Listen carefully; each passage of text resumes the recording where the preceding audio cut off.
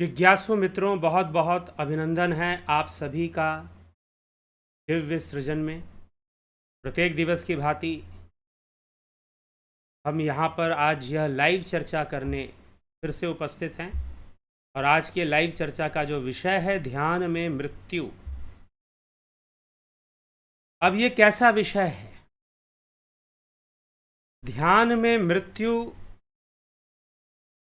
का क्या तात्पर्य है? ध्यान में क्या मृत्यु हो जाती है? क्या ऐसा संभव है कि कोई व्यक्ति ध्यान में बैठे और बैठा ही रह जाए, उठे ना, फिर तो उसकी मृत्यु हो गई? तो ऐसे व्यक्ति के लिए हम मृत्यु नहीं कहेंगे, हम समाधि कहेंगे। जो ध्यान में लीन रहते हुए ही अपने शरीर का त्याग कर दिया। लेकिन मृत्यु क्या है? ध्यान में मृत्यु। ध्यान क्या स्थूल शरीर का होता है?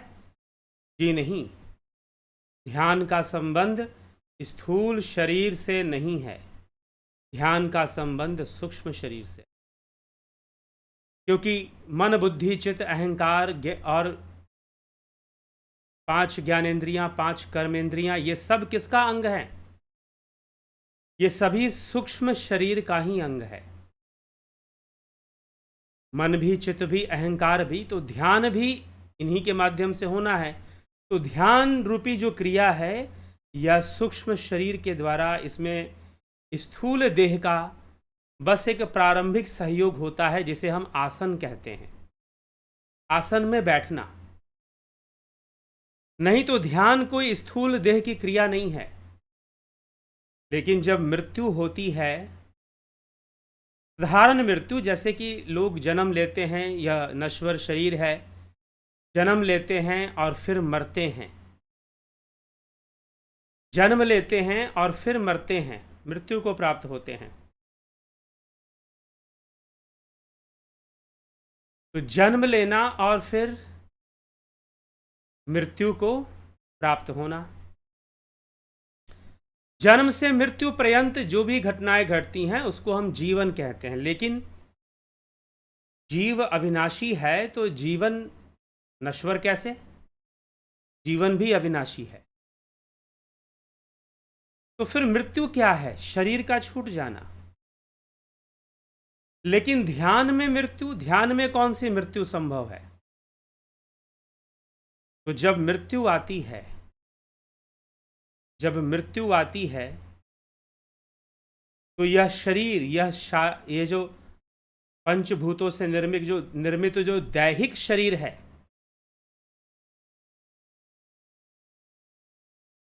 जो दैहिक शरीर है, जो देह से शरीर, जो पंचभूत का शरीर है, वह जो शरीर है वह स्थूल देह, हाड़, मांस, मज्जा, मेद, अस्थि, इन सब से बना हुआ जो स्थूल देह है वह छूट जाता है। मृत्यु के समय वह नष्ट हो जाता है,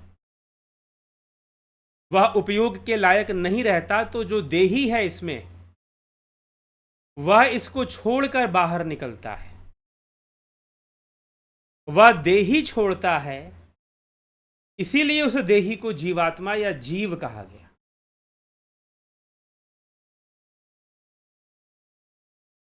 क्योंकि श्रीमद् भगवद गीता में किसी अन्य स्थान पर भगवान श्री कृष्ण ने आत्मा को अविनाशी और सर्वव्यापी माना है। आत्मा को अविनाशी और सर्वव्यापी माना है।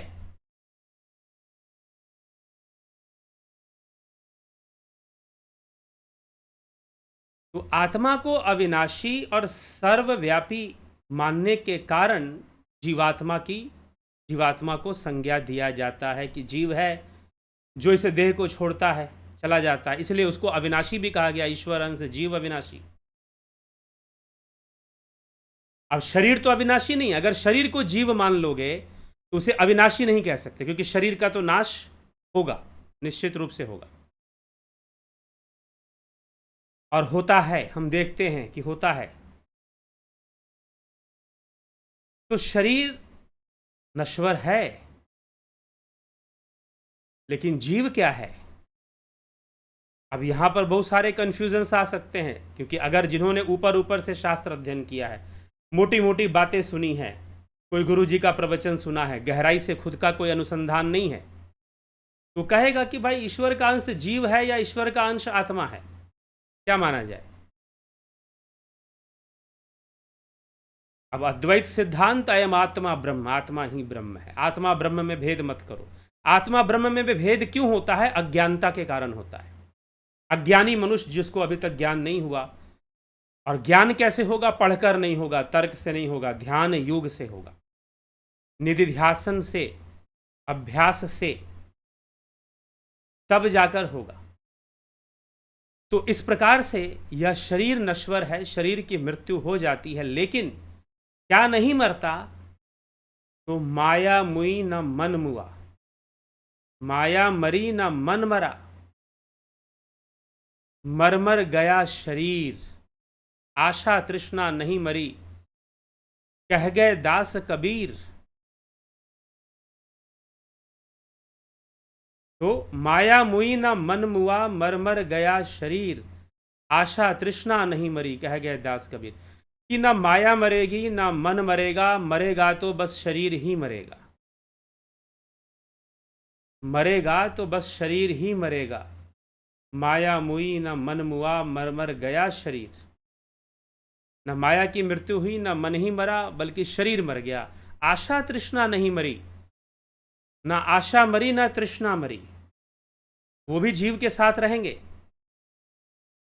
आगे गमन करेंगे।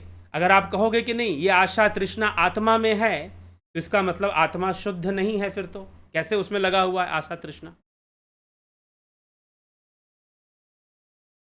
तो इसीलिए जीव देही तो निकल गया शरीर से, शरीर मर गया, लेकिन माया नहीं मरी, मन नहीं मरा, आशा नहीं मरी, तृष्णा नहीं मरी। कुछ लोगों के जीवन की ख्वाहिशें नहीं पूरी होती हैं, तो कहते हैं कि हम आत्महत्या कर लेंगे,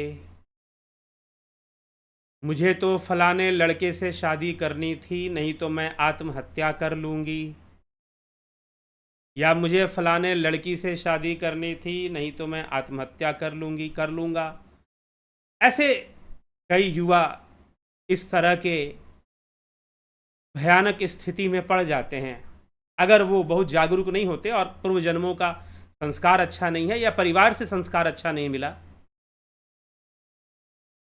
तो कई बार अब अलग अलग संस्कार के लोग हैं तो पढ़ जाते हैं, और एक दो नहीं कई पढ़ जाते हैं।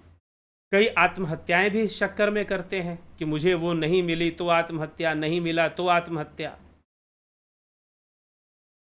लेकिन आत्महत्या करके क्या होगा? माया मरी ना मन मुआ, मन तो मरना नहीं है।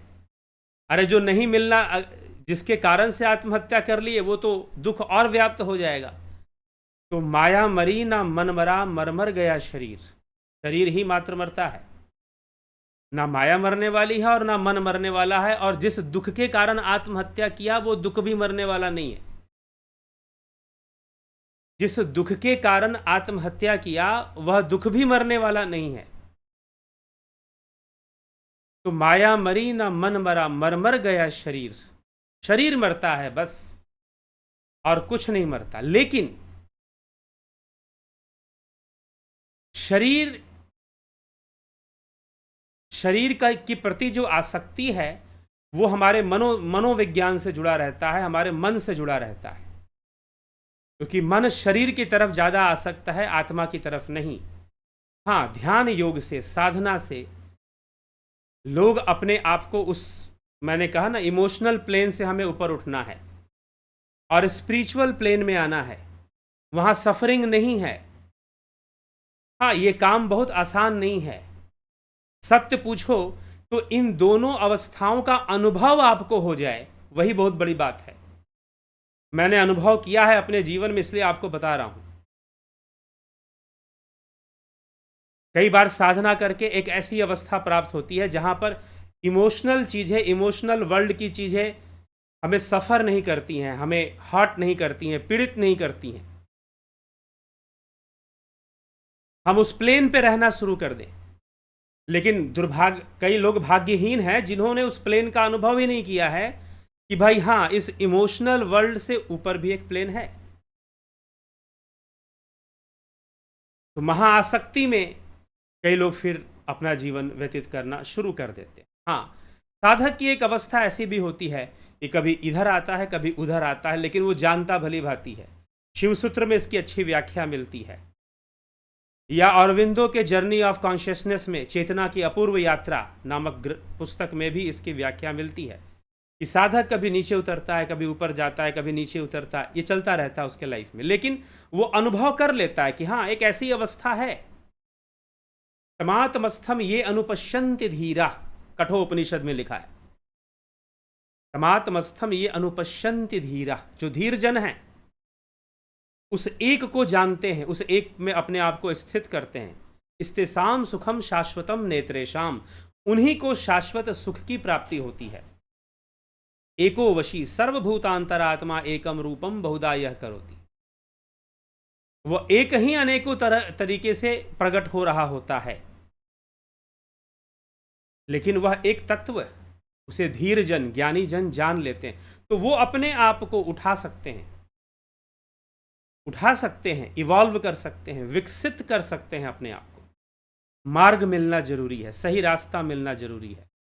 और जब सही अभ्यास होगा तो अपने आप ऐसी अवस्था में जहां पर आनंद की अनुभूति होती है और स्थिरता की अनुभूति होती है। संसार की हलचलें हमें हलचल नहीं कर पाती हैं, संसार की चंचलता हमें चंचल नहीं कर पाती है।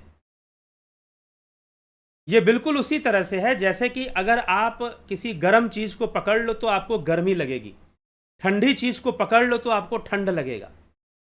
तो जितना आप एक्स्ट्रावर्ड होगे, बहिर्मुखी होगे, जितना अधिक आप बहिर्मुखी होंगे, उतना अधिक क्या समस्या आएगी, उतनी सफरिंग्स को आपको फेस करना पड़ता है। बाहर से नहीं, अंदर से, भीतर से आप सफर होते रहते हैं कई चीजों को लेकर, ठीक है। लेकिन जब उस प्लेन पे चले जाते हैं, उससे उठ जाते हैं, इंट्रोवर्ड कहें हम, वैसे इंट्रोवर्ड बहुत उचित शब्द तो नहीं है इसके लिए, स्थित प्रज्ञ, हम ऐसी अवस्था में चले जाते हैं तो फिर वो सफरिंग नहीं होता।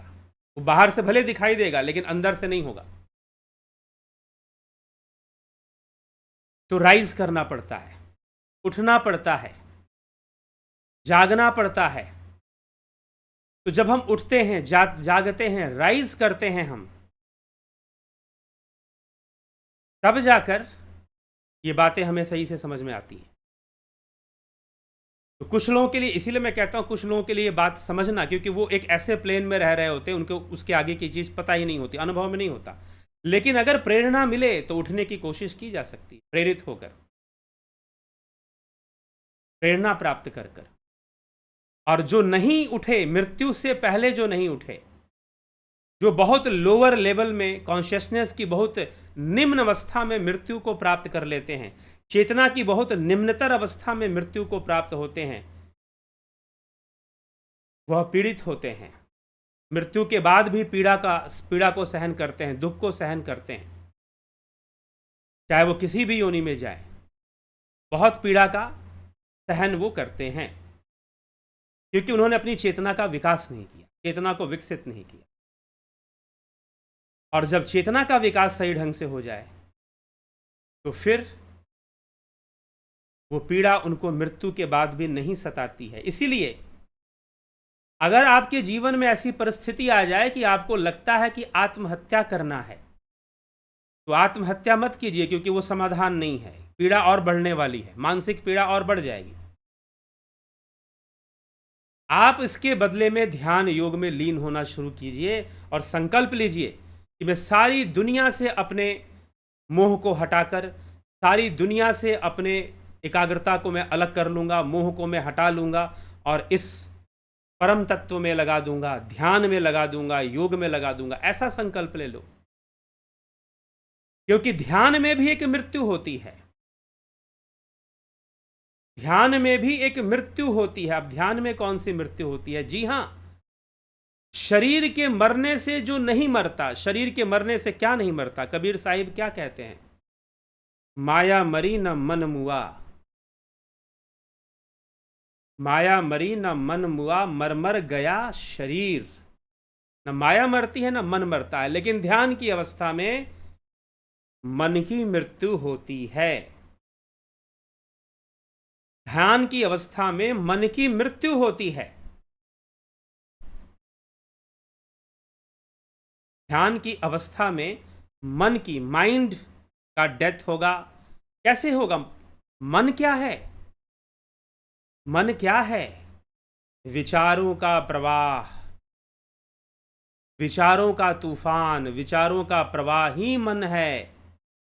मन पर जो बात हावी हो गई, जो विचार हावी हो गए कि भाई ऐसा करना है, ऐसा सही है और ऐसा गलत है, जो हावी हो गए, जैसे अर्जुन के मन पे हावी हो गया कि भाई ये सही है, ये गलत है,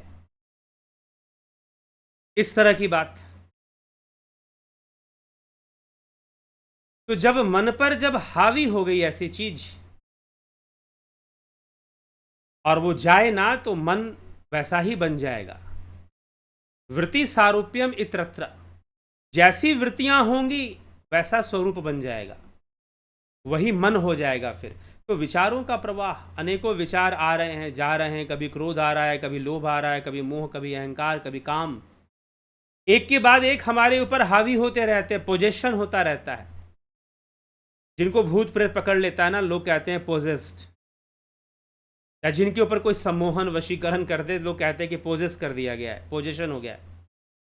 लेकिन सत्य पूछो तो यह जीव होना ही अपने आप में पोजेस्ड होना है।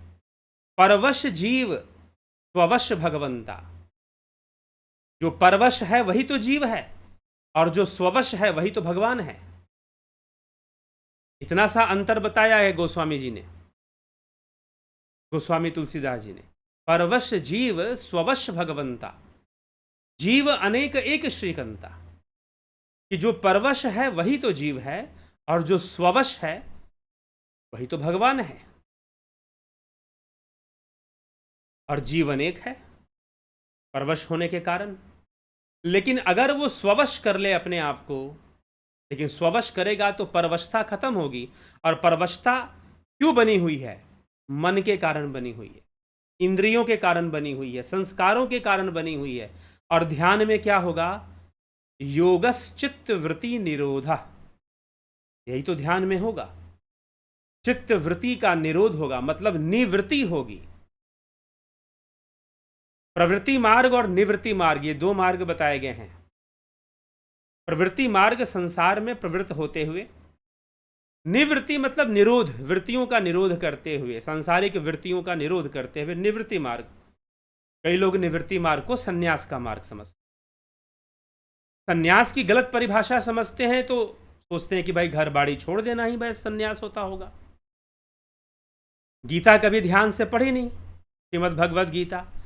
अनाश्रितो कर्म फलम कार्यम कर्म करोति यस संन्यासी च योगी। मात्र अग्नि कर्मों का त्याग करने से नहीं, बल्कि कर्म फल में अनासक्त होकर यथाउचित कर्म करने से, कर्म फल में अनासक्त होकर यथाउचित कर्म करने से, ठीक, कोई सन्यासी होगा। तो निवृत्ति मार्ग, ध्यान का मार्ग निवृत्ति मार्ग है, वहां वृत्तियों का निरोध होता है, इसलिए निवृत्ति, निरोध, नि उपसर्ग लगा हुआ है, वृत्ति में नि उपसर्ग लगा दीजिए, निवृत्ति हो जाएगी। तो निवृत्ति मतलब वृत्ति का निरोध करना। तो जब चित्त वृत्ति निरोध होगा तो वहां क्या होगा? वृत्तियां न्यून हो जाएंगी, पहले कम हो जाएंगी, फिर एक ही भाव अवस्था आ जाएगी। तो क्या होगा एक ही भाव अवस्था में? अब एक ही वृत्ति बच गई, तो मन कभी एक वृत्ति के साथ नहीं चलता, वहां मन की मृत्यु हो जाती है, वहां मन की मृत्यु हो जाती है। शरीर भले हो सकता है कि रहे, लेकिन मन की मृत्यु होगी। और उसमें कोई कष्ट नहीं होता, उसमें तो आनंद होता है, सारा बोझ जैसे दूर हो गया। जिन मरने ते जग डरे मेरे मन आनंद, कबीर साहिब कहते हैं, जिन मरने ते जग डरे मेरे मन आनंद, मरने ते ही पाइए पूरन परमानंद। आनंदमय अवस्था, आनंदमय कोश, तैत्तरीय उपनिषद, आत्मा की अवस्था है आनंदमय कोश। तो आनंदमय कोश में जब हमारी चेतना वहां उसको प्राप्त कर लेती है, आनंदमय कोश को, तो वहां से आवागमन नहीं, वहां से लौटने की आवश्यकता नहीं, वहां तो आनंद में ही फिर रहना है।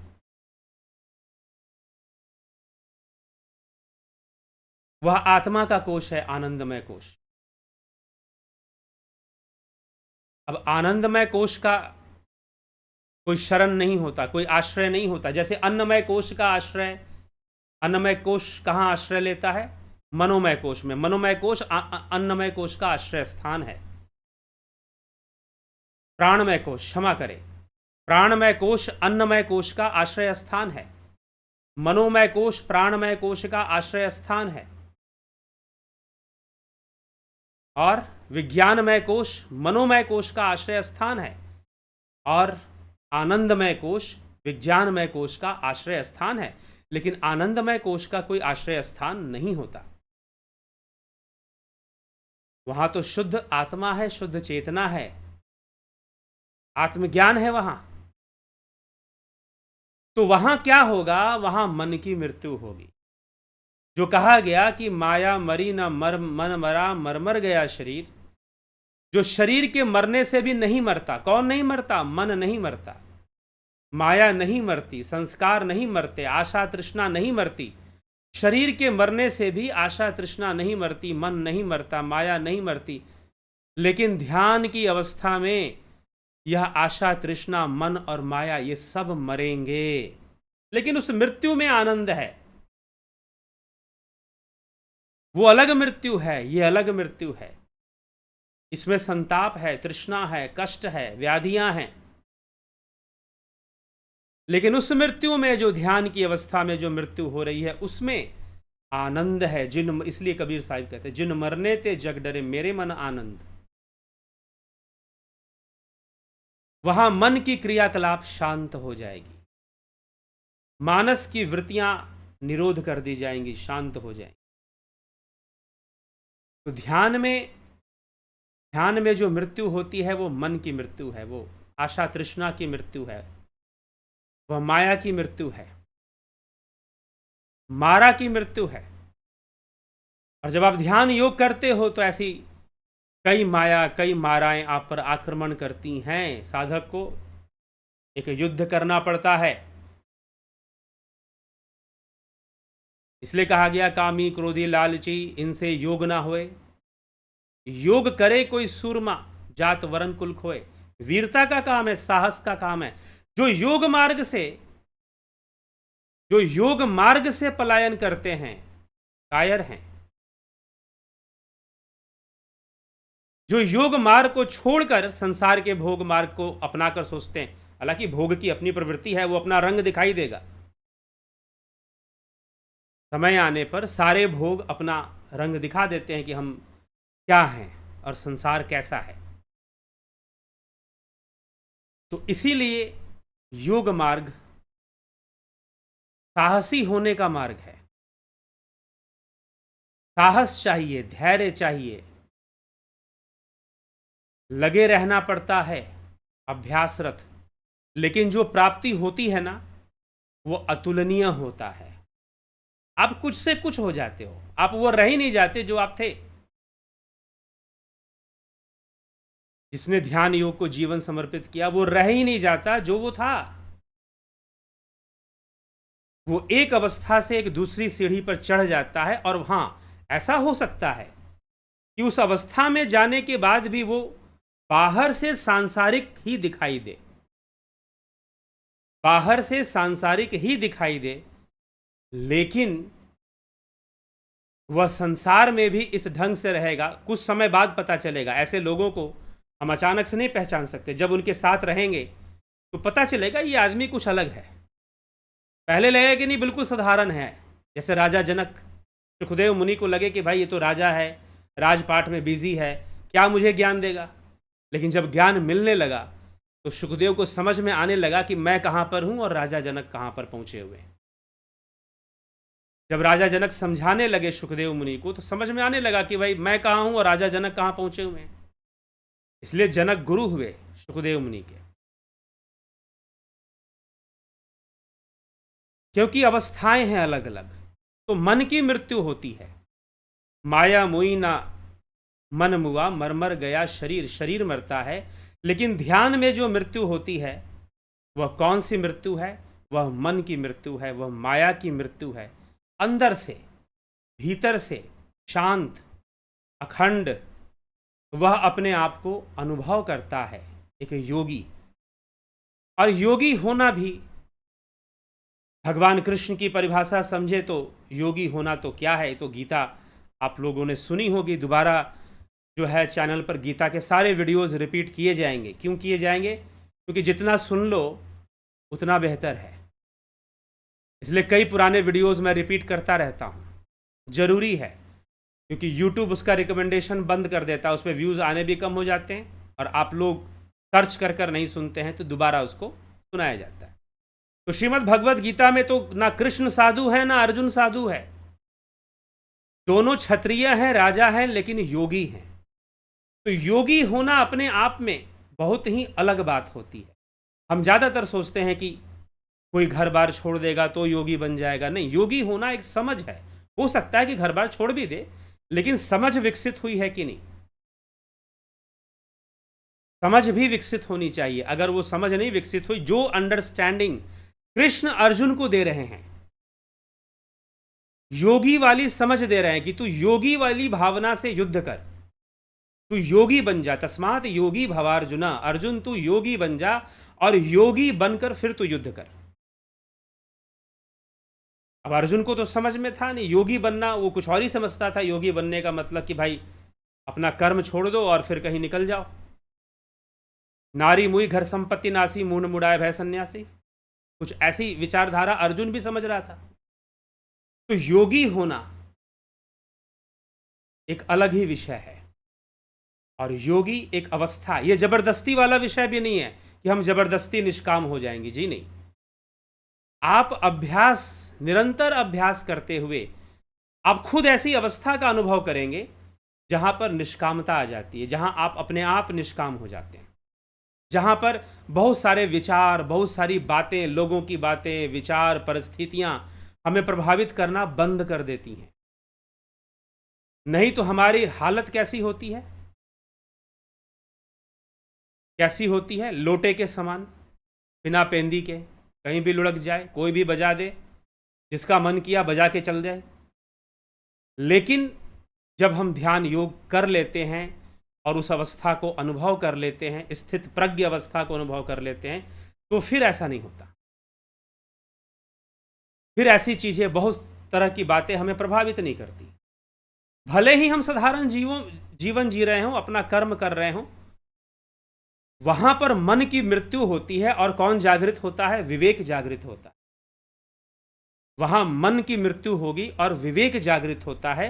योगी पुरुष फिर अपने विवेक से यथा उचित कर्म करता है, लेकिन वहां पर उनके जो निर्णय होते हैं कई बार वो भी बड़े विचित्र लेंगे। जैसे भगवान कृष्ण के बारे में लोग कहते हैं कि कृष्ण जी को पढ़ो तो संशय होता है। अरे उनके निर्णय बड़े विचित्र होते थे। योगियों के निर्णय ऐसे ही होते हैं, विचित्र ही होते हैं,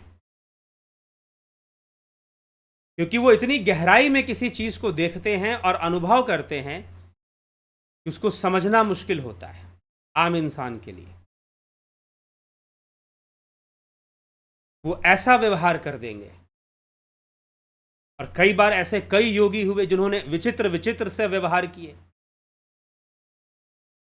अजीब अजीब सा व्यवहार किया, और लोग सोचते हैं कि ऐसा क्यों हुआ।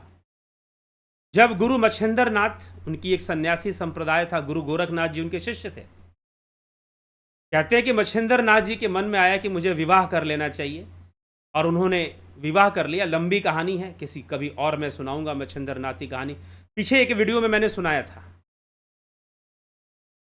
उन्होंने विवाह कर लिया। उनके शिष्यों को संशय आ गया कि भाई इन्होंने ऐसे क्यों विवाह कर लिया, इनको माया कहाँ से व्याप्त हो गई।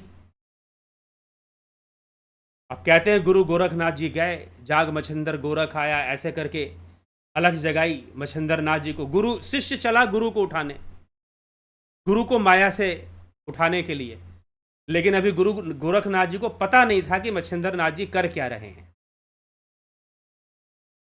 बाद में मछंदर नाथ जी ने अपना रूप प्रकट कर कर समझाया कि मैं क्या कर रहा हूं, तुम्हारे समझ के बाहर है। तो योगी की अवस्थाएं, योगियों की लीलाएं भी बड़ी विचित्र होती हैं।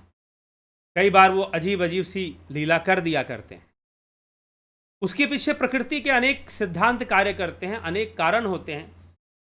ऐसे ही एक गृहस्थ योगी हुए श्री श्यामाचरण लाहिड़ी महाशय, उनके जीवन में अनेकों ऐसी घटनाएं, विचित्र सी घटनाएं घटती थी और विचित्र से वो निर्णय लिया करते थे, विचित्र से कर्म किया करते थे। लेकिन उसके पीछे एक बहुत बड़ा कारण और कल्याण होता था। इसलिए कृष्ण ने क्यों, भगवान कृष्ण ने ऐसा किया, ऐसी लीला की, चीरहरण लीला की, फिर क्यों उन्होंने जो है रन छोड़कर भागे, और क्यों उन्होंने, ऐसे कई लोग कहते हैं विवाह कर लिए, क्यों कर लिए। भगवान स्वयं योगेश्वर हैं और मात्र कल्याण के लिए ही करते हैं जो करते हैं। अब हम कैसे समझते हैं चीज़ों को, ये हम पे निर्भर करता है। हम अपने दृष्टि से समझते हैं या फिर किसी कल्याण के लिए कुछ समझ रहे होते हैं कि हाँ भाई कुछ कल्याण का काम हो रहा है। तो योगियों के पास मन नहीं, वो मन से निर्णय नहीं ले रहे होते हैं, विवेक से निर्णय ले रहे होते हैं, विवेक से सारी चीज़ें कर रहे होते हैं। तो विवेक से करना चाहिए, लेकिन विवेक जागृत कैसे होगा? विवेक जागृत भी ध्यान से होगा। ध्यान में जब मन की मृत्यु होती है तो विवेक जागृत होता है। विवेक जागृत होता है जब मन की मृत्यु होगी, तो विवेक जागृत होगा। तो विवेक को जगाना जरूरी है, मन का मरना जरूरी है। नहीं तो मन कहने का मतलब विचारों की अनियंत्रित प्रवाह, uncontrolled thoughts is mind, flow of thoughts. विचार हमेशा मोशन में रहते हैं। जब आप सो जाते हो तब भी स्थिर नहीं रहते, सपने के रूप में आते हैं, उस समय भी मोशन में रहते हैं, चलते रहते हैं, चलते रहते हैं, चलते रहते हैं। और एक दो नहीं होते, समूह होता है उनका, समूह में चलते हैं, एक के बाद एक दिमाग में आते रहेंगे, चलते रहेंगे, आपको दिशा देते रहेंगे, बहुत तरह की दिशा देते रहेंगे। शायद ये दिशा सही है, शायद वो दिशा सही है, शायद ऐसे करना सही है, शायद वैसे करना सही है, मैं ये कर लेता हूँ तो बड़ा अच्छा हो जाएगा, वैसे कर लेता हूँ। तो संसार में आदमी 99 का चक्कर लगा रहता है, जोड़ने में लगा रहता है। कभी धन दौलत को जोड़ता है, कभी रिश्ते नातों को जोड़ता है, और उसमें बुद्धि लगाता रहता है, अपना समय लगाता रहता है, अपनी ऊर्जा को व्यय करता रहता है, लेकिन वो अपना रिश्ता स्वयं से नहीं जोड़ पाता। और स्वयं से जोड़ने के लिए योग करना पड़ेगा, ध्यान करना पड़ेगा, बाहर से नहीं, भीतर से। बाहर से बस हठ योग होता है, बाहर से जो भी होता है हठ योग होता है। जिसे हम राजयोग कहते हैं वो भीतर होता है। बाहर से लोग करते हैं कई तरह की क्रियाएं, प्राणायाम हो गया, प्राणायाम की क्रियाएं करेंगे, अनुलोम विलोम हो गया, नाड़ी शोधन क्रियाएं, ये सारी चीजें हठ योग में आती हैं। कुछ लोग बाहर से एक और ध्यान करते हैं, वो क्या करते हैं कि म्यूजिक चला देते हैं। मोबाइल है आजकल, पहले लोग कैसेट वगैरह रखते थे, वो म्यूजिक चला देंगे और म्यूजिक के साथ सुनेंगे और ध्यान करेंगे। जी, दिस इज ऑल्सो हठ योग, ये भी हठ योग है। जो आप बाहर में साउंड सुनकर या म्यूजिक सुनकर ध्यान कर रहे हो, ये भी हठ योग है। कैसे हठ योग है? हठ योग की परिभाषा के अनुसार हठ योग है। अब हठ योग की परिभाषा कहां से मिलेगी? हठ योग के ग्रंथ से मिलेगी।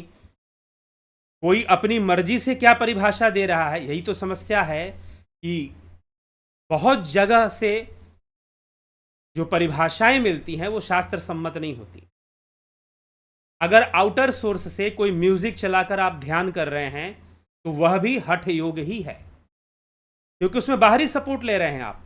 लेकिन जब आप अपने अंदर में प्रवेश कर जाएंगे, अंतर्मुखी हो जाएंगे, अंतर में भ्रिकुटी में प्रकट होने वाली ज्योति का दर्शन करेंगे, जिसको गायत्री मंत्र में लिखा गया, ओम भूर्भुवः स्वः तत्सवितुर्वरेण्यम भर्गो देवस्य धीमहि धियो यो न प्रचोदयात्। कि वह तीनों लोकों में विराजमान वो परम सत्ता, वो सविता रूप में, तत्सवितुर वरेण्यम, उस सविता का वर्ण करो। वर्ण करने के बाद भर्गो देवस्य धीमहि, उस भर्गो ज्योति का ध्यान करो। भर्गो मतलब जो स्वतः प्रकट होता है, जिसको प्रकट करने के लिए कोई बारिश की आवश्यकता नहीं है, मतलब माचिस नहीं चाहिए, बिजली नहीं चाहिए, वो घट के भीतर भर्गो ज्योति प्रकट होता है, उसका ध्यान करो। तो गायत्री लोग मंत्र जपते हैं लोग, लेकिन जो गायत्री मंत्र में इंस्ट्रक्शन दिया गया है वो नहीं करते। गायत्री मंत्र में जिस भर्गो ज्योति का ध्यान करने के लिए कहा गया है वो नहीं करते लोग, यहां पर समस्या है। गायत्री मंत्र कह रही है कि आप भर्गो ज्योति का ध्यान करिए, भर्गो देवस्य धीमहि धियो यो न प्रचोदयात्, वो ना करके जप करते हैं। जप करना गलत है क्या? बिल्कुल गलत नहीं, करना चाहिए। मंत्र जप का अपना प्रभाव होता है निश्चय ही, लेकिन अगर उस अंतर्मुखी होकर उस ब्रह्म ज्योति को हमने देख लिया, जान लिया, तो उससे बेहतर कुछ भी नहीं है। और इस ध्यान योग के कोर्स में जो यहाँ ध्यान योग करवाया जाता है, जो 20 जून से शुरू होने वाला है, उसमें जो लोग करते हैं वो उस भर्गो ज्योति का दर्शन भी कर लेते हैं। उनको घट के भीतर उस भर्गो ज्योति का दर्शन भी होता है, जो ध्यान योग का कोर्स करते।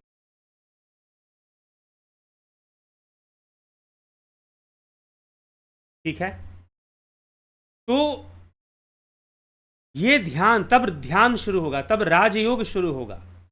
और जब तक बाहरी आधार लेकर हम कोई साधना या अभ्यास करते हैं तो वो हठयोग की श्रेणी में आता है। राजयोग तब शुरू होगा जब बाहर का कोई सपोर्ट ना हो, अंदर ही अंदर सारी क्रियाएं चलेंगी। बाहर का कोई सपोर्ट ना हो, अंदर ही अंदर सिमरन चलेगा,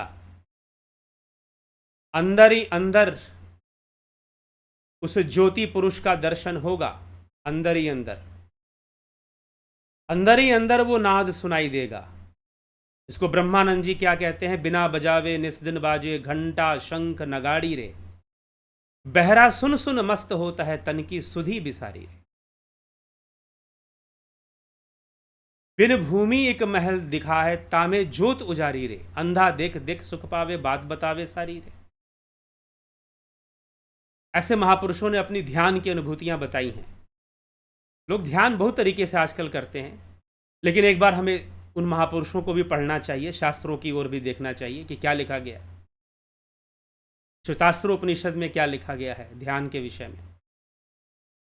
तो ध्यान जब बाहर के सपोर्ट से नहीं होगा, जब कोई म्यूजिक सुनकर नहीं होगा, अंदर में ही अंदर में चलेगा। लेकिन अंदर अंदर में, अब लोग कहेंगे आप कैसी बातें करते हो?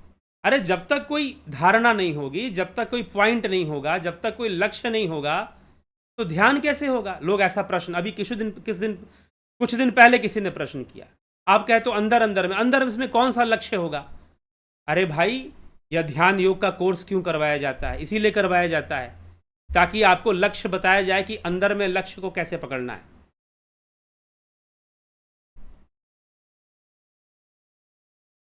ठीक है, उस लक्ष्य को, ध्यान के लक्ष्य को पकड़ना कैसे है, यही तो ध्यान योग कोर्स में सिखाया जाता है कि आप अंतर्मुखी होकर कैसे पकड़ोगे, अंतर्मुखी होकर आप कैसे उस लक्ष्य को पकड़ोगे, यही सिखाया जाता है। ठीक है, तो इस विषय को हमें समझना है। तो जब आप ध्यान योग का कोर्स करेंगे तो आपको पता चल जाएगा कि अंतर में कहाँ ध्यान लगाना है, कैसे फोकस करना है, कैसे अभ्यास करना है। फिर अभ्यास शुरू हो जाएगा। कुछ करोगे नहीं, बस प्रश्न करोगे कि भाई ये कैसे, वो कैसे। बहुत तरह के प्रश्न लोग करते हैं। तो जब सिर्फ प्रश्न होगा और प्रैक्टिस नहीं होगा तो प्रश्न प्रश्न ही बना रहेगा, उन प्रश्नों का उत्तर कभी नहीं मिलेगा। अभ्यास की धारा में बहना पड़ेगा, अभ्यास में उतरना पड़ेगा, तो राजयोग होगा। और बाहर के सहारे से आप जो भी करते हो, चाहे आप प्राणायाम की क्रिया कर रहे हो, चाहे म्यूजिक सुनकर, म्यूजिक मेडिटेशन कुछ लोग करते हैं, बाहर का म्यूजिक सुनकर, अरे अंदर का म्यूजिक सुनो ना, वो नाद। बिना बजावे निस्दिन बाजे घंटा शंख नगाड़ी रे, बिना बजाए अपने आप घंटे शंख नगाड़ी अंतर घट में ही सुनाई देने शुरू हो जाते हैं, वो नाद प्रकट होना शुरू हो जाता है। उसको सुनो अंतर्घट में। ठीक है, तो ये हमें थोड़ा सा समझना है और समझकर चलना है और ध्यान करना है। ठीक, चलिए एक प्रश्न हम लेंगे अभी। किसी महानुभाव ने कुछ प्रश्न किया है। प्रश्न उन्होंने स्पष्ट रूप से तो नहीं किया है, लेकिन उनकी कुछ दिशा है, तो मैं उस प्रश्न को थोड़ा सा यहाँ पर लूँगा और वो जो पूछना चाहते हैं उसके माध्यम से आपको भी उत्तर देने का प्रयास करूँगा। ठीक है,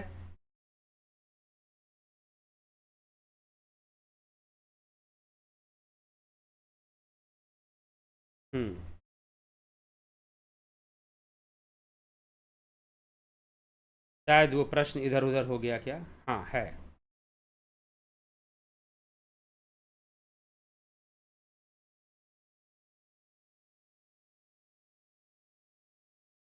चलिए, तो अब आगे मैं इस विषय पर, कोई प्रश्न है, उन्होंने कहा है कि यह व्यक्तिगत प्रश्न है, लेकिन मेरे लिए व्यक्तिगत नहीं है।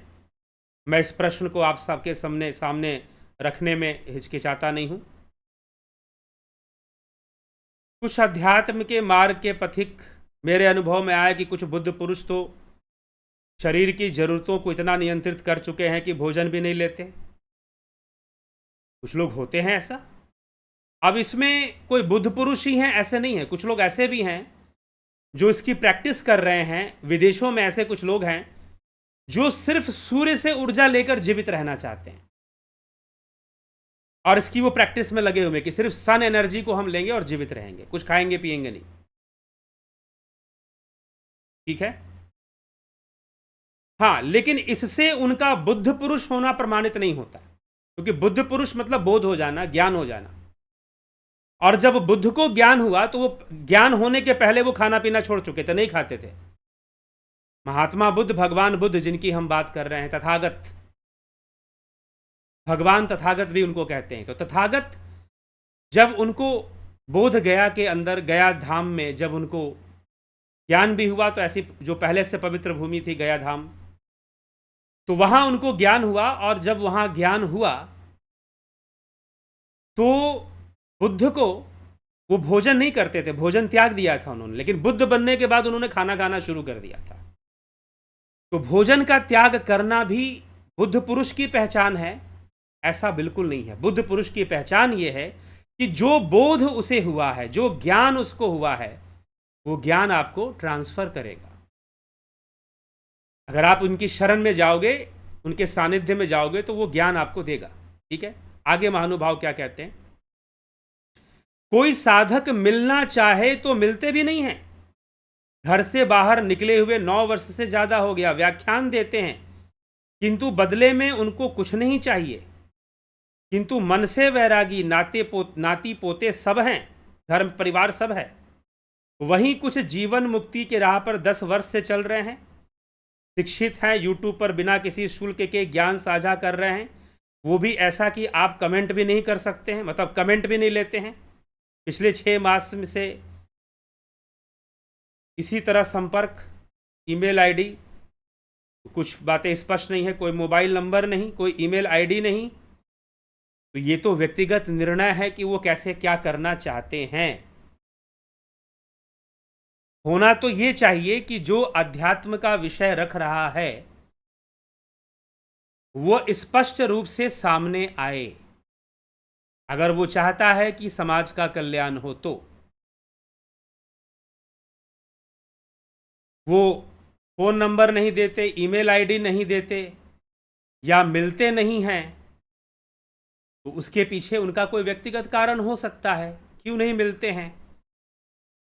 भाई हम तो लोगों से मिलते हैं, लोगों से मिलते हैं ताकि पारदर्शिता बढ़े, पारदर्शिता बढ़े, ट्रांसपेरेंसी बढ़े और वो अत्यधिक ज्ञान का लाभ उठा सके।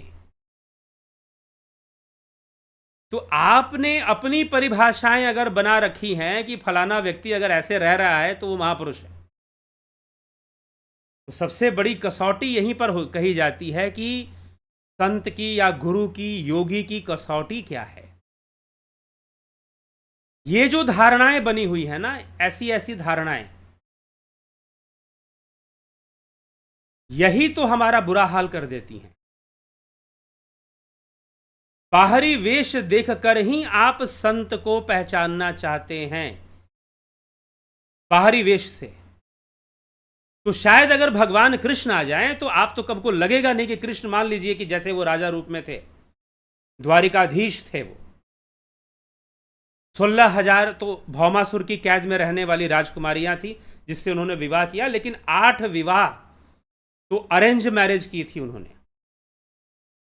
अरेंज कह लीजिए या प्रेम विवाह कह लीजिए, गंधर्व विवाह कह लीजिए, शास्त्रों के अनुसार गंधर्व विवाह का भी नाम दिया जाता है, लेकिन 8 विवाह। तो फिर, और ऐसा कृष्ण अगर आ जाएं, वास्तव में मान लीजिए कृष्ण आ जाएं, बिल्कुल जैसे थे वैसे ही आ जाएं, आप में से कितने लोग हैं कि पहचान जाएंगे? आज के समय में नहीं पहचानेंगे। आप कहोगे अरे दाढ़ी बाल होगी लंबी तो कोई साधु संत सिद्ध पुरुष मानेंगे ना। कृष्ण आके आपके सामने से भी गुजर जाएंगे तो आपको पता नहीं चलेगा। कृष्ण आकर आपके सामने से भी गुजर जाएं तो आपको पता नहीं चलेगा। तो कृष्ण कौन, अर्जुन कौन? 2 योद्धा आपस में बातें कर रहे हैं, ना तो उनके पास कोई वेशभूषा है साधुओं वाली, संतों वाली, बात कर रहे हैं वो। तो यहां पर प्रश्न बन जाएगा कि अगर इस ढंग से आप कहोगे कि कोई व्यक्ति यूट्यूब पर प्रवचन दे रहा है और वो अपना ईमेल आईडी भी नहीं देता है, फोन नंबर भी नहीं देता है, किसी से मिलता भी नहीं है, मुझे तो शक होता है ऐसे व्यक्ति पर। हो सकता है कि वो बाहर से कुछ और जीवन दिखा रहा है, अंदर में कोई दूसरा जीवन जी रहा होगा। ऐसा भी तो फिर हो सकता है। हाँ, अगर उन्हें ज्ञान का, या तो फिर वो हिमालय में जाकर बैठे अपनी समाधि में लीन हो जाए। यूट्यूब पर भी बोलने की क्या आवश्यकता है? वो भी ना बोले। यूट्यूब पर भी बोलने की क्या आवश्यकता है? वो भी ना बोले फिर, क्योंकि उसे किसी से मिलना नहीं है।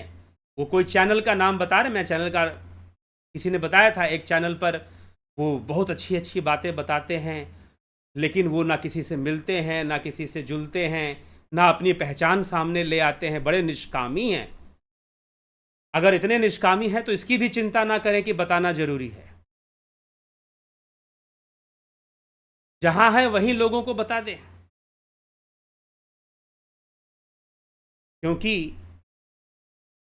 इसमें भी हमें समझना जरूरी है कि हम किस व्यक्ति से क्या ग्रहण कर रहे हैं। क्या सिर्फ वो यूट्यूब पर ही वैसा है या सामने भी वैसा है?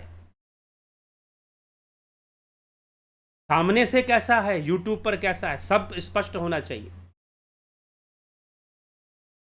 तो इसीलिए तो मैं तो लोगों से जा जाकर मिलता हूं, ठीक है।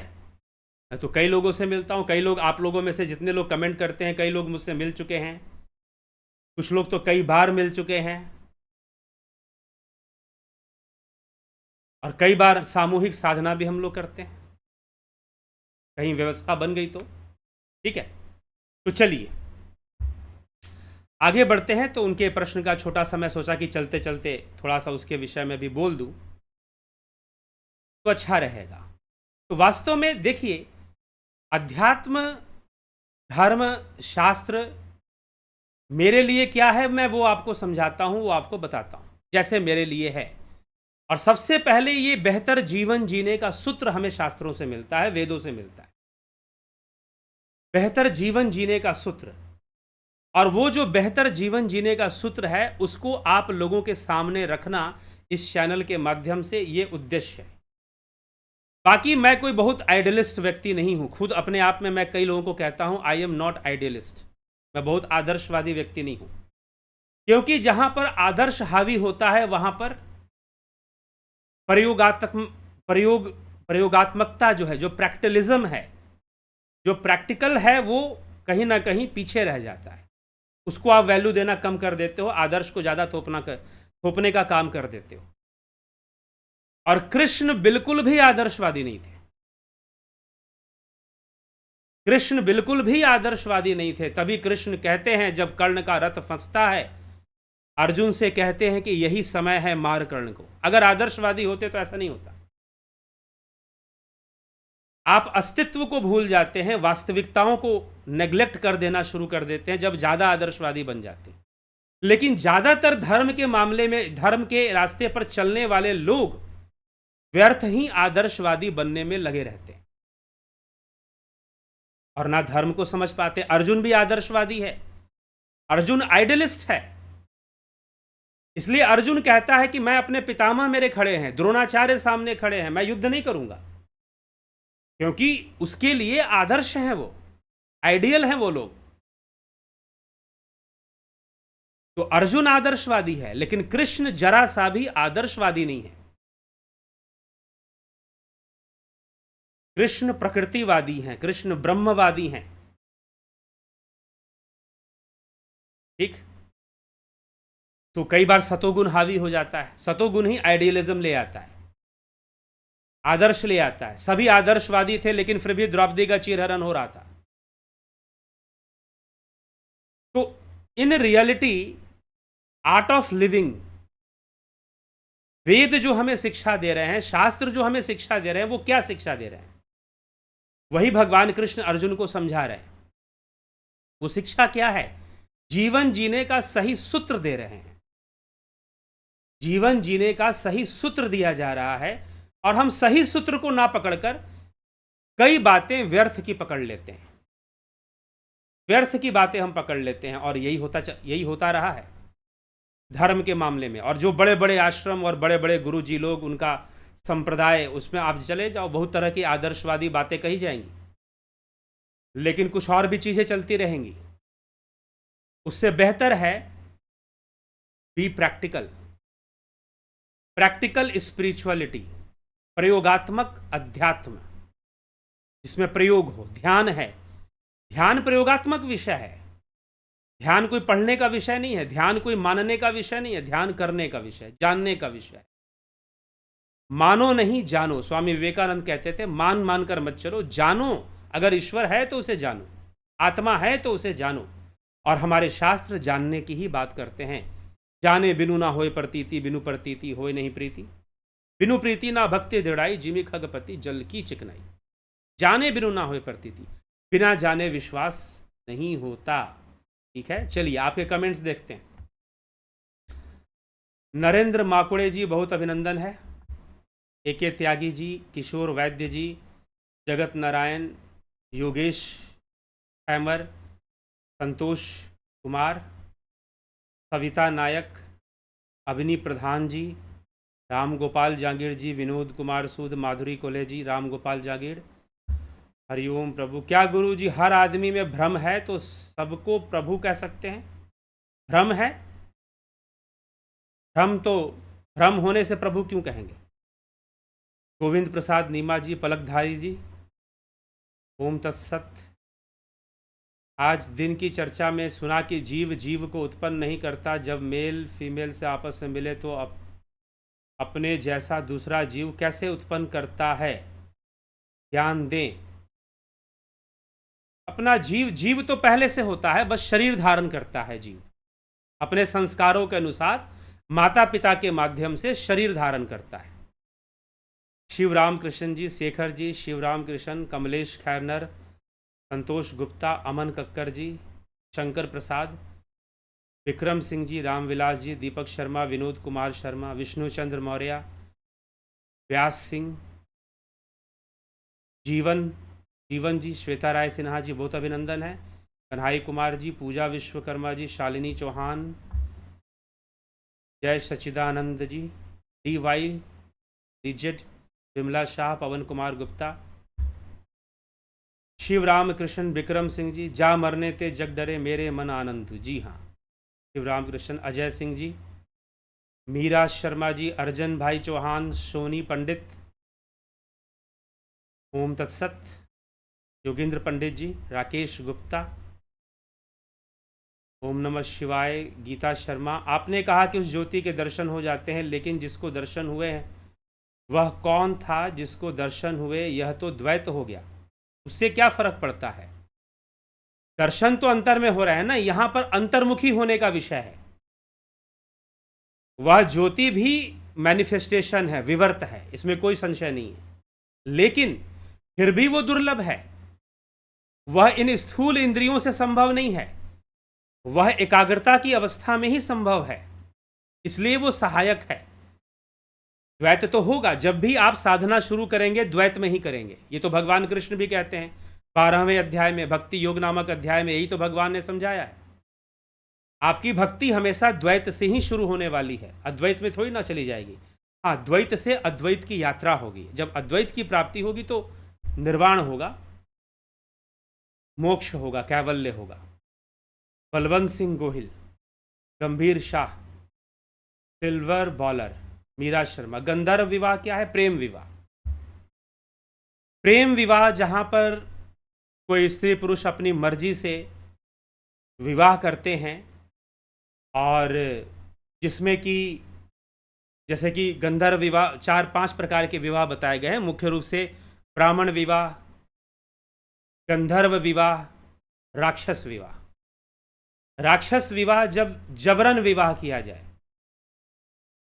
जबरन विवाह किया जाए तो उसे राक्षस विवाह कहते हैं। जबरदस्ती, जैसे कि कोई किसी को उठाकर लेकर भाग गया, लड़की लेकर भाग गया, जबरदस्ती उससे शादी कर ली। कुछ राज्यों में ऐसी भी घटनाएं घटती हैं कि लड़के को किडनैप कर लेते हैं और जबरदस्ती उसकी शादी करा लेते हैं, ठीक ना। तो इस तरह के विवाह को राक्षस विवाह कहते हैं। गंधर्व विवाह जहां पर प्रेम विवाह किया जा रहा हो, अगर वह प्रेम विवाह साथ में कुछ सोच समझ के किया जा रहा हो, या फिर वहां पर जैसे जन्म कुंडली वगैरह मिलाते हैं, कुछ ऐसी व्यवस्था अगर वहां पर बनी हुई हो, तब जाकर उसे गंधर्व विवाह मानेंगे, ठीक है। लेकिन जो भाग कर शादी करते हैं, जैसे लड़की है लड़का है, भाग गए शादी कर ले, तो उसको भी राक्षस विवाह के श्रेणी में ही गिना जाएगा, क्योंकि अनजाने में उनको ये नहीं पता। यही तो आज समाज की सबसे बड़ी समस्या यही है कि 9th क्लास के बच्चे, 10th क्लास के बच्चे जो रिलेशनशिप में जाते हैं बहुत अर्ली एज में, और गंधा इस तरह से, तो अज्ञानता में सारी क्रियाएं हो रही हैं। अज्ञानता में, जैसे कि अगर अज्ञानता में खाना खाओगे तो बीमार पड़ जाओगे, वैसे ही अज्ञानता में जब रिलेशनशिप में लोग जाते हैं तो उसको फिर दुख दर्द भोगते हैं, उसके बाद बीमार भी पड़ते हैं, बहुत तरह की समस्याएं होती हैं। फिर पता चलता है दिल्ली में कहीं पर किसी की लाश बोरी में मिल गई, बम्बई में कहीं पर समंदर के किनारे कोई बैग मिला, उसमें लड़की की लाश पड़ी हुई है। कॉमन हो गया है आजकल, ये घटनाएं इतनी ज़्यादा घट रही हैं कि पूछो मत। क्या है ये? भाग के शादी की थी, भाग के शादी कर ली लड़की, किसी अपने जिससे प्रेम हुआ, नजरे चार मिली और हार्मोन्स का खेल शुरू हो जाता है। भाग के शादी कर ली तो कहीं पर उसकी बॉडी फिर कहीं मिलती है, कहीं मिलती है, माता पिता परेशान। अभी क्या क्या केसेस लगातार हमें सुनने को मिलते हैं टीवी न्यूज़ में। ये तो हम उतना ही जानते हैं जितना टीवी न्यूज़ में, लेकिन हर शहर में अनेकों घटनाएं घट रही हैं। तो ये जो लड़के लड़की भागकर शादी कर लेते हैं, यह भी राक्षस विवाह के अंतर्गत ही आएगा। लेकिन यदि उनमें समझदारी है, विवेक है, जैसे कि राजा दुष्यंत और शकुंतला का विवाह गंधर्व विवाह था, जैसे कि भगवान कृष्ण ने रुक्मिणी से जब विवाह किया तो वह भी गंधर्व विवाह था। लेकिन सत्यभामा, जामवंती और ये जो विवाह थे वो अरेंज मैरिज में आते हैं भगवान कृष्ण के, ठीक है। तो इस तरह से वह गंधर्व विवाह कहलाएगा।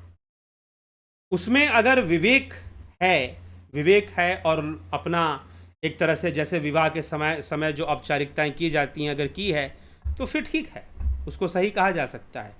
ब्राह्मण विवाह क्या है? ब्राह्मण विवाह जब पूरी तरह से परिवार का, जिसमें सहमति हो, और सबसे ज़्यादा उसमें महत्व होता है किस बात का कि वेदों के अनुसार, वेदों का जो नेत्र ज्योतिष कहा गया है, ज्योतिष के अनुसार गुणों का परिपक्व मिलान करके समाज की सहायता से, समाज के बीच में, समाज को निमंत्रण देकर, समाज के सहयोग से जब कोई विवाह होता है और उसमें वैदिक रीति से गुणों का सही सही मिलान कर कर जब विवाह किया जाता है तो वह ब्राह्मण विवाह होता है, जो वैदिक रीति से वैदिक मंत्रों के माध्यम से होता है। ठीक है, तो वह ब्राह्मण विवाह कहा जाएगा। लेकिन गंधर्व विवाह भी श्रेष्ठ विवाह में माना जाता है। क्यों माना जाता है? क्योंकि वहां पर भी गुणों के मिलान को महत्व दिया जाता है। ज्योतिष के अनुसार या वेदों का नेत्र जो ज्योतिष है उसके अनुसार गुणों के मिलान को महत्व अगर दिया गया है तो वो श्रेष्ठ होगा, नहीं तो राक्षस विवाह की श्रेणी में ही आएगा, राक्षस विवाह की श्रेणी में ही आएगा। ठीक है, तो ये समझना है। तो यही गंधर्व विवाह होता है, प्रेम विवाह को कह सकते हैं, लेकिन आजकल जो प्रेम विवाह चल रहा है उसके लिए नहीं कहा गया। हीरालाल यादव जी, अननोन यूजर, गुरुजी मन के विचारों को कैसे कंट्रोल करें? मन के विचारों को ध्यान योग से कंट्रोल होगा, चित्तवृत्ति निरोध को सीखना पड़ेगा। ठीक, धन्यवाद भारत, सतीश मास्टर, बबीता धीमान, सृजनी महंता। चलिए, इसी के साथ हम आप सभी का बहुत बहुत अभिनंदन है सृजनी जी और आप सभी का। अब हम विराम की ओर चलेंगे, समय भी काफ़ी हो चुका है। कल फिर मिलेंगे 9 PM लाइव चर्चा में। और जो ध्यान योग का कोर्स करना चाहते हैं, ध्यान योग का कोर्स करना चाहते हैं, इस ध्यान योग में दक्षिणा जरूर होती है, आपको थोड़ा शुल्क जरूर देना पड़ता है इस कोर्स के लिए। और शुल्क रखने के पीछे कारण है ताकि यह व्यवस्था चलती रहे। और दूसरी बात, जो लोग भी ज्वाइन करें वो गंभीरता से ज्वाइन करें, क्योंकि ये ऑनलाइन मीडियम से ये कोर्स चलता है। तो गंभीरता से ही आप ज्वाइन करें, और गंभीरता नहीं होगी तो आप क्यों ज्वाइन करेंगे? इसलिए शुल्क रखा गया है जो कम से कम इतना दिखाता है कि आप इस कोर्स के प्रति गंभीर हैं, सीरियस हैं और आप कुछ करना चाहते हैं, आपकी रुचि है इस क्षेत्र में। हाँ, ये दुर्भाग्यपूर्ण है कि कुछ ऐसे भी लोग मिल जाते हैं कि जो फी भी पे करते हैं लेकिन वास्तव में अपने जीवन में उनको ध्यान योग से कोई मतलब नहीं, योग मार्ग से कोई मतलब नहीं, ऐसा भी दिख जाता है। ठीक, ऐसा भी प्रदर्शन हो जाता है। तो चलिए, इसी के साथ हम विराम देंगे। ज्योतिष विश्लेषण करवाना चाहें तो वो भी आप करवा सकते हैं।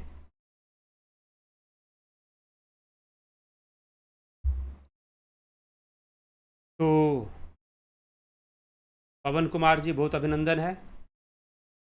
विराम देते हैं, कल फिर मिलते हैं 9 PM लाइव चर्चा में। सभी को ओम तत्सत।